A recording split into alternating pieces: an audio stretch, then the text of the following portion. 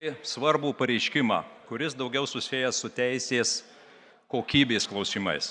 Iš karto noriu pasakyti, kad aš esu už taikos palaikymo misiją Hormūze ir už visas taikos palaikymo misijas ir visada jas palaikysiu. Nes turbūt tai yra pats garbingiausias veiksmas, ką gali padaryti valstybė, siekiant sureguliuoti konfliktus arba eiti į vidurį tarp dviejų kariaujančių valstybių, kad vyrautų taika. Tai iškart pasakau, aš už taikos palaikymo misiją. Bet, yra žodelis bet ir čia jau susijęs būtent su kokybė. Kai mandatuoja misiją, turim būti labai aiškiai sudėlioję tiksliai mandatą. Šiuo atveju žiūrėkit, kurio yra kertinės klaidos, kurias reikėtų skubiai pataisyti ir tik tai tada nešti tokį mandatą. Juolab, kad Britanija, Prancūzija jau stovi prie Hormūzo ir laukia pagrindinio sąlygos, kuris iškėlė Jungtinėm Amerikos valstijom.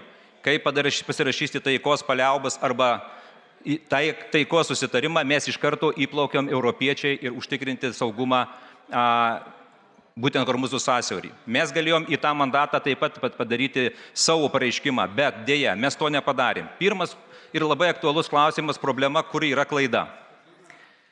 Niekada Lietuvos istorijoje Seimas nesiuntė į planuojamą misiją. Visada aiškus mandatas būdavo nurodyta, ar tai NATO, ar tai Jungtinių tautų, ar ES sutarties, ar dvišalių susitarimų konkreti operacija.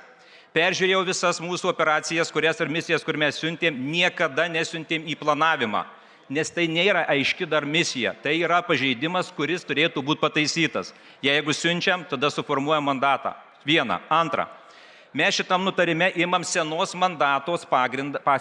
mandato pagrindą, kur 25 metais mes įsiuntėm 5 karius ir labai aiškę konkrečią misiją ir į štabą.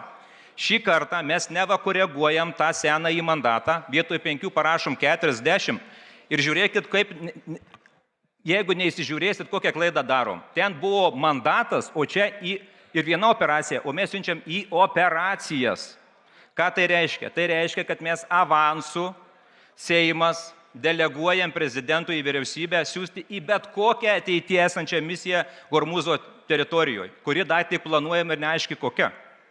142 Konstitucijos straipsnis sako, į kiekvieną misiją priima sprendimą tik Seimas. Šiuo atveju mes į misijas, kurių dar nežinom, siunčiam ir deleguojam vienu žodžiu mandatą priimti vienašališkai vyriausybė arba prezidentui. Čia yra pažeidimas ir jis labai svarbus, nes tie misionieriai, kurie bus tenais, jiems turi būti viskas labai aiškiai sudėliota.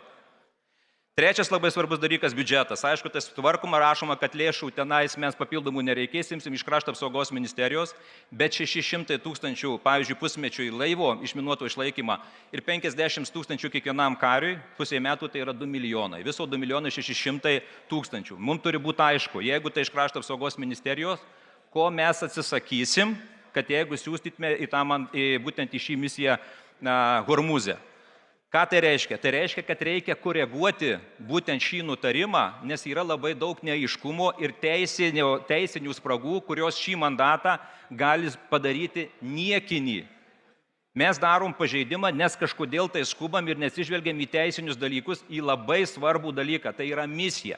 Aš puikiai suprantu, kodėl mes siunčiame į Hormūzą, siūlome siūlyti Hormūzą savo karius. Mes norim parodyti Jungtinės Amerikos valstijoms savo palaikymą, bet tuo pačiu mes šiek tiek susipriešinam su ES valstybėmis, kurios Vilniuje praeitą savaitę NATO asamblėjos metu pasakė, Europa būkim vieningi ir neieškokim konfliktų, ypač Jungtinėm Amerikos valstijom. Visi turbūt girdėjot, kad stebėjot, kad prancūzas vienas atsistojęs bandė paliesti šį klausimą, būtent Irano ir Jungtinių Amerikos valstijų karų. Visa Europa pasakė, stop, tai spręsim tyliai ir nedarykim konfliktų. Pasibaigė NATO asamblėje, po kelių dienų Lietuva neša nutarimą, kuris tikrai šiek tiek supriešins JAV ir būtent Europos sąjungininkus. Jeigu jau tokį darom pareiškimą, neskubėdami padarykime viską taip, kad kiekvienas iš mūsų Seimo narys balsuotų už, nes jeigu mes tokį pareiškimą padarysim, jisai turėtų būti kokybiškai paruoštas ir su visais suderintas. Neskubėkim, šiek tiek kantrybės ir teisėkūros procese kokybės. Tai yra pagrindiniai akcentai, kuriuos norėjau pasakyti, nes taikos palaikymo misija yra šventa. Aš esu misionierius, 3 misijas atbuvęs po 6 mėnesius. Puikiai žinau, kas tai yra.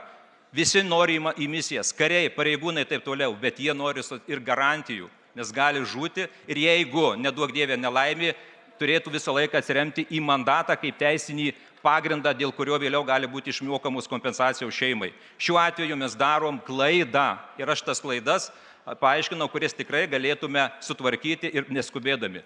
Taip, kad sakau, šį kartą grąžinkim Krašto apsaugos ministerijai mandatą sutvarkyti taip, kad dėl jo tikrai nekiltų jokių diskusijų, nes su partneriais ir taip reikės pasiaiškinti, kodėl mes siunčiam į Gormuzą, nesulaukdami ES misionierių, nes Europagi pasakė, gana pyktis tarpusavį.